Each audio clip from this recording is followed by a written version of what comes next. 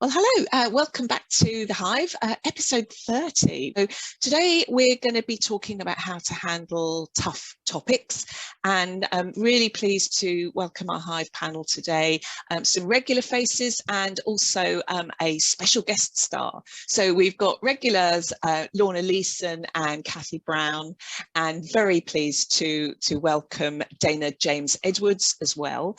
And I think today I'm particularly pleased with the panel we've got, because I think they're going to bring with them a real level both of expertise and also some lived experience around tough topics and the impact of how those are handled or not handled.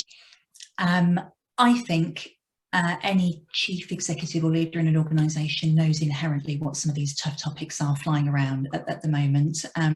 It's the stuff that we get very concerned about. How do we address it? How do we talk about it? What do we do with it? Have we got a problem? And if so, how do we fix it? How do we even know?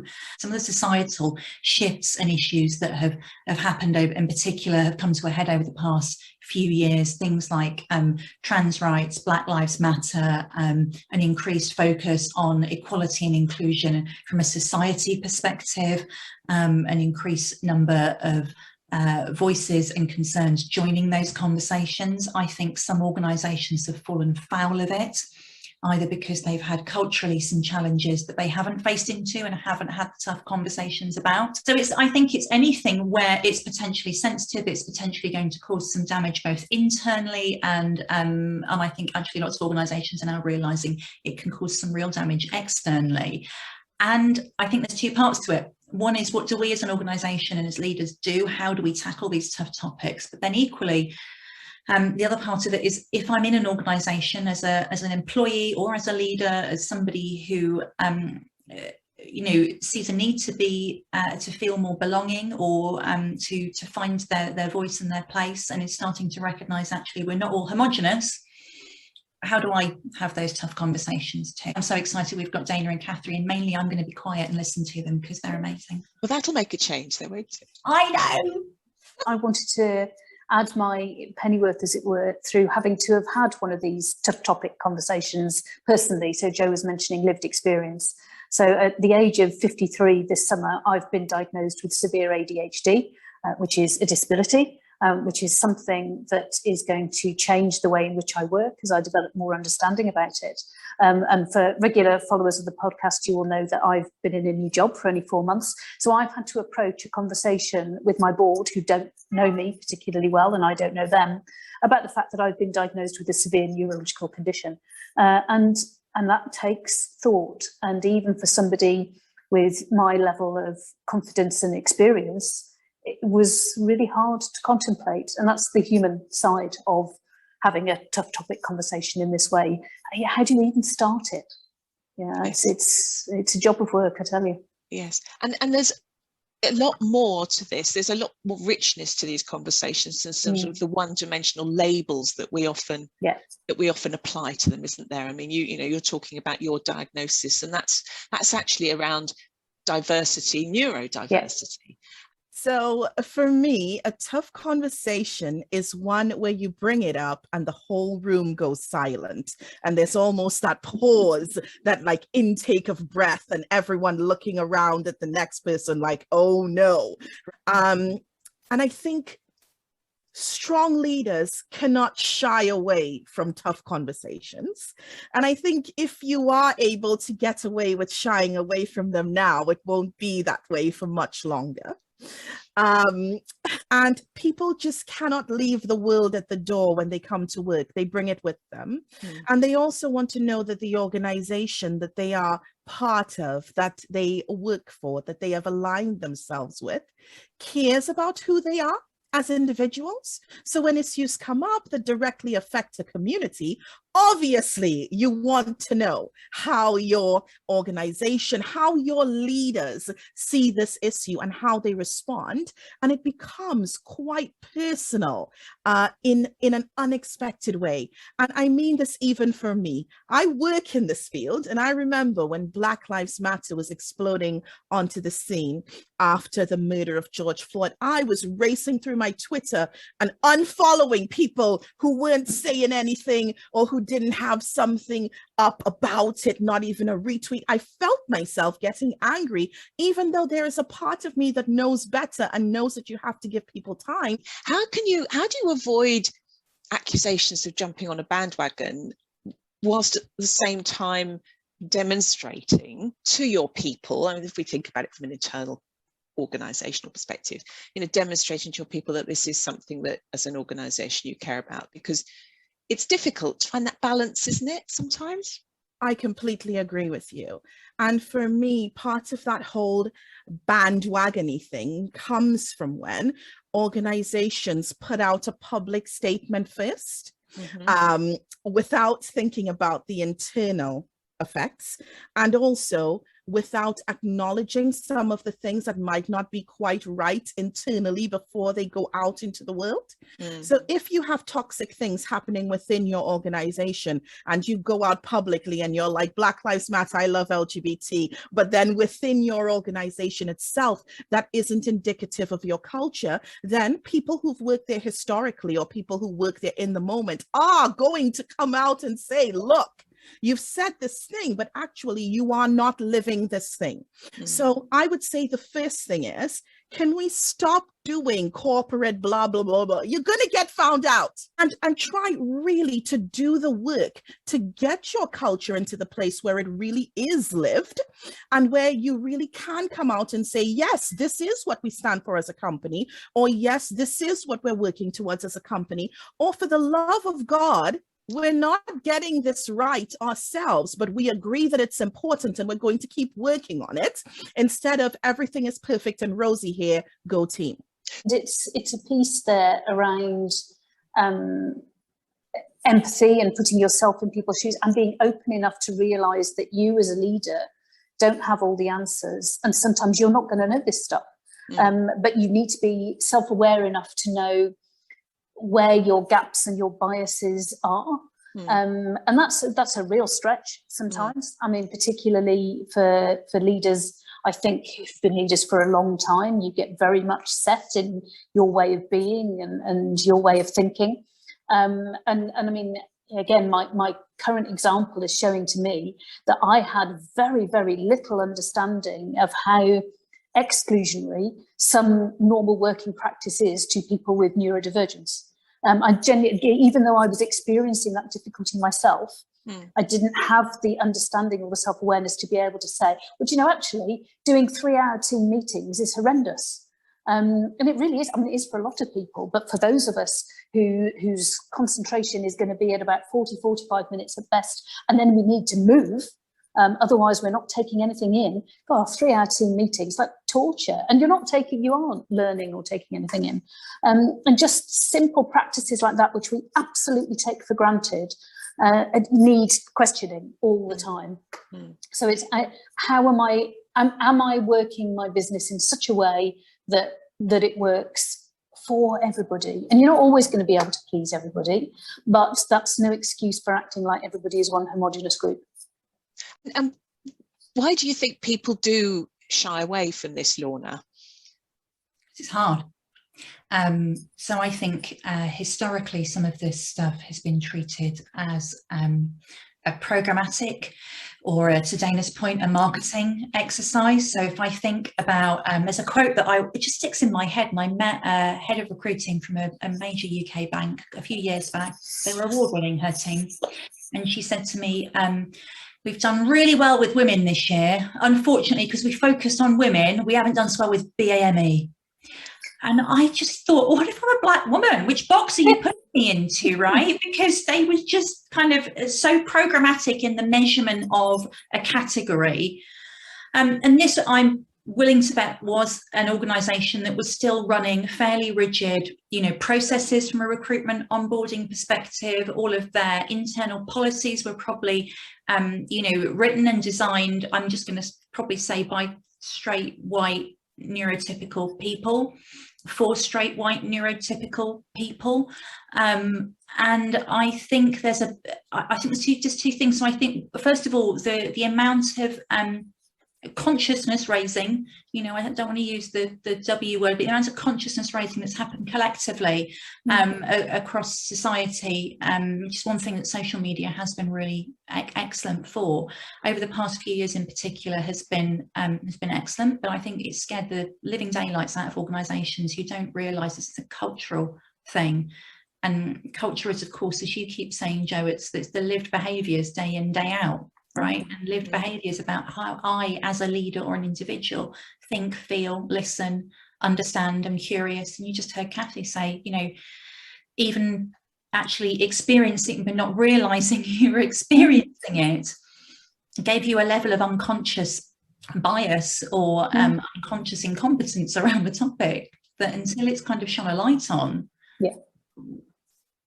One of the easiest ways I've found of highlighting to people how closed their thinking is I tell them 3 things about me. I say, I dye my hair green, I'm a Star Trek fan, and I'm a Morris dancer. And you can see people react to that stuff. And you just say to them, you have just made a value judgment on me based on 3 things that I've told you that are irrelevant to the way I lead, the way I live my life. But you've still done it in your brain. You've made a judgment, and they can't get away from it because they have. And there's such silly examples that people can admit that they have, and they, you know, so it's not hard to say, actually, yes, I've made a complete judgment based on the fact that you like Star Trek.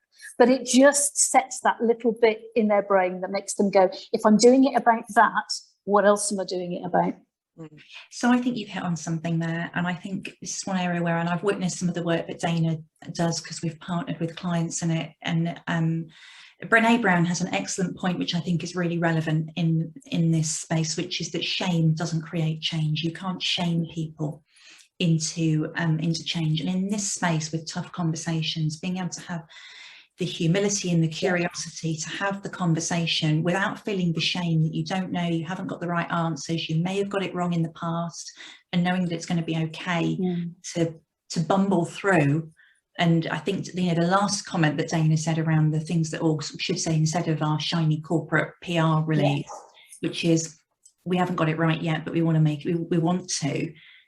It takes a huge amount of humility to say that in a broader environment, actually, that is quite quick to shame leaders and organisations. And, you know, I'm sort of on the fence about Cressida Dick, actually. I think if we call for the head of a leader every time there is an issue in their organisation, it's like football managers, right? How are they ever going to win the league if you change the manager every? And I think we need to dial down the shame to make it easier. It's a bit like a kind of, you know, it's like a pile-on, isn't it, really? You know, a pile-on on Twitter and forcing behaviour.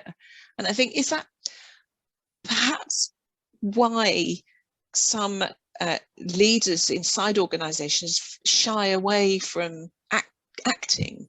Because they, you know, they don't, I don't know quite how to articulate it, but there's a number of things that occur to me.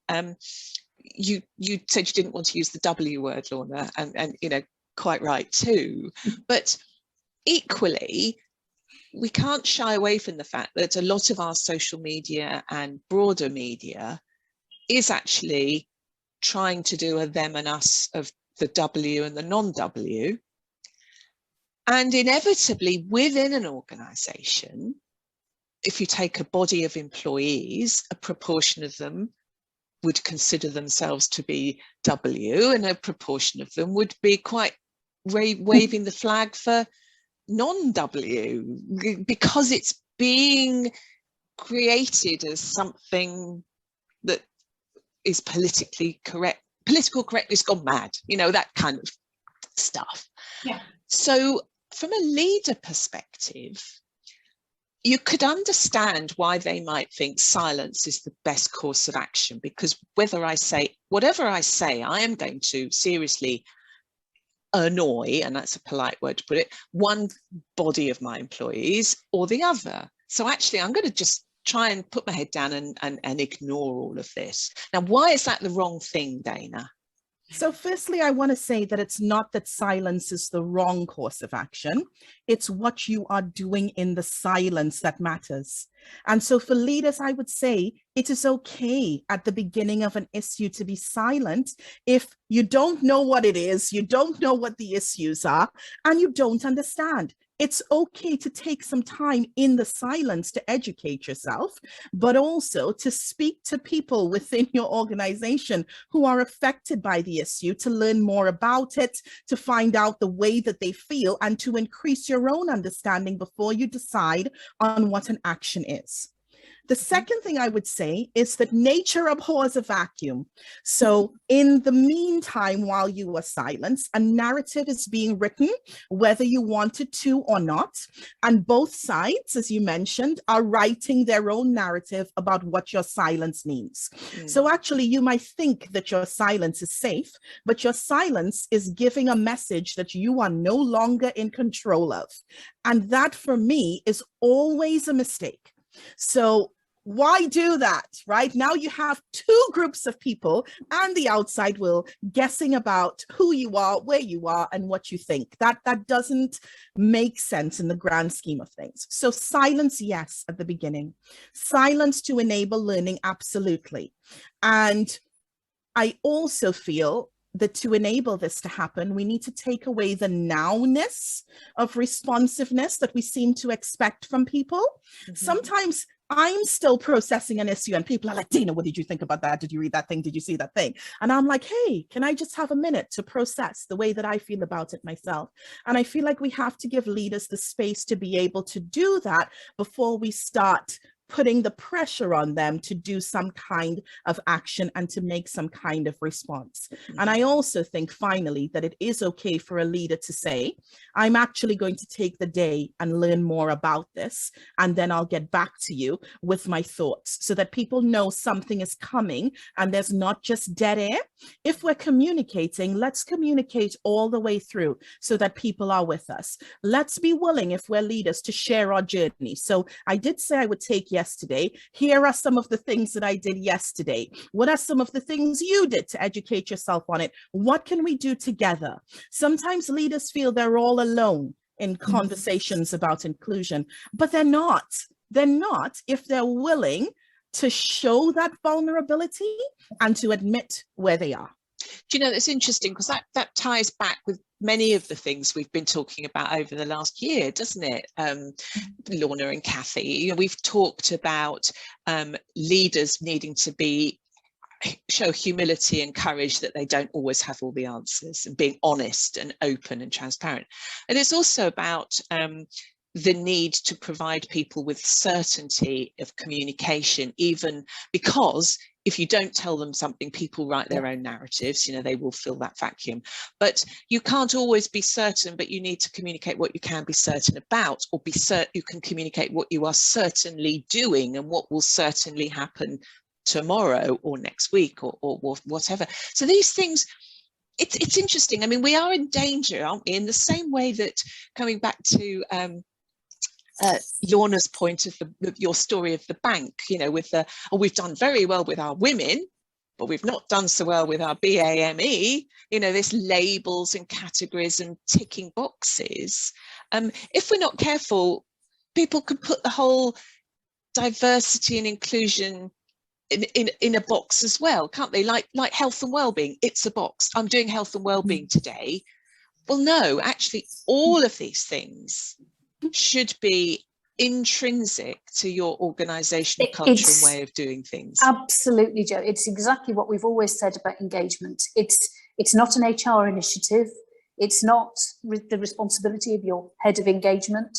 It's about building a culture in which behaving in that way is what you do unthinkingly every day. Because that then allows people to bring everything that they are to work, whether it's the green hair and the Star Trek obsession, or the Trinidadian background, or the neurodiversity, or whatever it is that they are able to bring it all and bring all of those strengths and weaknesses in, just as a person, just as a human being. Human beings at work, it's all we are. Do you think, ladies, I'm directing this at all of you really, but there's something about the prevailing model of business and leadership over the past 100 or so years has been invulnerable, command and control, got it all right all the time, buttons up, you know, don't bring your apologies, weakness. Apologies, weakness. Perfection is, you know, is the goal. Let's not show the enemy in my arse, as an old colleague of mine from Stoke used to say. I like that. If that's the prevailing model of business and leadership, and what I've just heard the three of you describe, it's like let's just take it, turn it upside down, and do this to it. That's one of the challenges that we have, right? Yes, because where do people learn this stuff? Where do people learn this stuff? Because, you know, in the organization, we learn from the people that have been our managers and our leaders, and we cannot help ourselves to follow the leader, literally, in terms of some of our behavioral styles. What are the business schools teaching? What are the schools teaching? What are the colleges teaching? You know, where do people learn to perhaps throw away some of those preconceptions? If many of the role models that are lauded on, particularly on reality television and TV shows and social media, are people that encompass many of those slightly toxic cultures. It's totally true. And I think it's a challenge, learning new behaviors. The first step is admitting that you want to be different, right? So this organization has been led the same way for decades, and now I, in a leadership role, want to be different, is the first step. But what I have found, and I hope I'm not letting anyone's secrets out, is that even among leaders, so in a room full of leaders, and so you're with people on the same level as you in a different organization, even then sometimes leaders are still unwilling to be vulnerable in a space that is a space for them. And so what I found has been changing the dial recently is like one-on-one coaching on inclusion matters, because if it's just me and someone, then there's more chance of that person letting down their armor just with me and us doing a plan together. And there is something that is just, I mean, how can you beat decades of a traditional way of doing something? But I think, you know, you have to start somewhere. And if you're not ready to confront it in a room full of other people, confront it with someone one-on-one. If you're not ready to start speaking out loud yet, read something, listen to a podcast, watch a video series, whatever it takes. But for some people, and especially those who are listening, who are wondering about what is my first step in this, because I am fearful, I am nervous, I don't think I'm ready to be so vulnerable yet. Start in a small and private way, and then work your way up from there. And nothing is wrong with that approach. No, that's very wise words, Dana. Thank you. And it plays to your point, Lorna's point about shame never changed anything. I think I paraphrased Brené Brown there, but you know, you can't shame people into feeling comfortable about change. They've got to find their own way.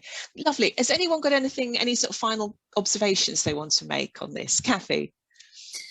Only that, as ever with these, we come right back around to the four enablers of engagement, listening to people, treating people as individuals, having a clear purpose and values and strategy, and doing what you say you're going to do, so that building trust. Absolutely. Lorna? I'm always going to bring it back to leadership and culture, aren't I? And a new model, a new mode of those that enables you to be vulnerable and brave at the same time. And I think just challenging some of those, recognising and then challenging some of those paradigms of leadership and culture that have built up around us, and we're now having to kind of peel off as we go, and that's scary. Absolutely. Lovely. Dana, any last comments? For me, it's that organizations where it's the staff who are the driving force for inclusion are doing really well.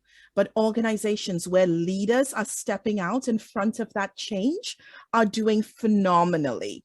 They're getting the change faster, it's filtering down the ranks, and there is so much opportunity for leaders to shape the face of inclusion, and they should do it. It's 2021. Do the thing. Excellent. Lovely. Lorna, Leeson, Cathy Brown, Dana James Edwards, thank you. It's been lovely. I knew it would be stimulating. Thank you for listening. Thank you for joining us, and bye-bye.